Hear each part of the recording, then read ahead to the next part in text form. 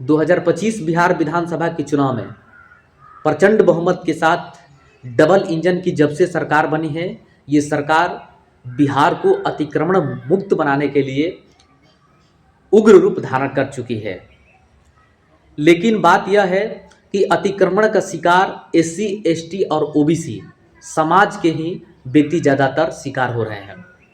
दुर्भाग्य की यह बात है कि जिनको इस देश का मालिक होना चाहिए, जो इस देश का मूल निवासी है, उनके पास रहने के लिए एक कट्ठा जमीन नहीं है। वाह, उस परिस्थिति में लोग क्या कर रहे हैं? जिनके पास रहने के आशय नहीं है, जिनके पास रहने के लिए जमीन नहीं है, उस परिस्थिति में लोग क्या करते हैं? सड़क के किनारे जो भी सरकारी जमीन है या कहीं भी जो भी सरकारी संपत्ति जमीन है, वहां पर लोग झोपड़पट्टी डालकर अपने जीवन का यापन करें। और वर्तमान सरकार के द्वारा उनको उखाड़ कर फेंका जा रहा है, बेघर किया जाता है, कर दिया जा रहा है। सरकार किसी को घर बनाकर दे नहीं सकती है, लेकिन आपको बेघर कर सकती है। यही इनकी महानता है।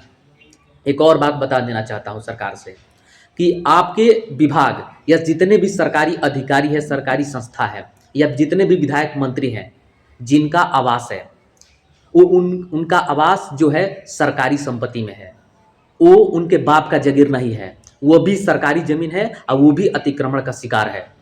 तो उनको भी हटाना चाहिए, उन्हें भी तोड़ना चाहिए और उनको भी बेघर करना चाहिए और उनको अपने निजी जमीन में घर बनाकर रहना चाहिए।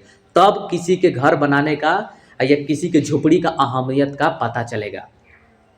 आप मंत्री और विधायक और तमाम आला अधिकारियों को घर बनाकर दे सकते हैं रहने के लिए, लेकिन एक गरीब को 1 कट्ठा जमीन, 2 कट्ठा जमीन नहीं दे सकते हैं उनको झोपड़पट्टी डालने के लिए और जीवन यापन करने के लिए।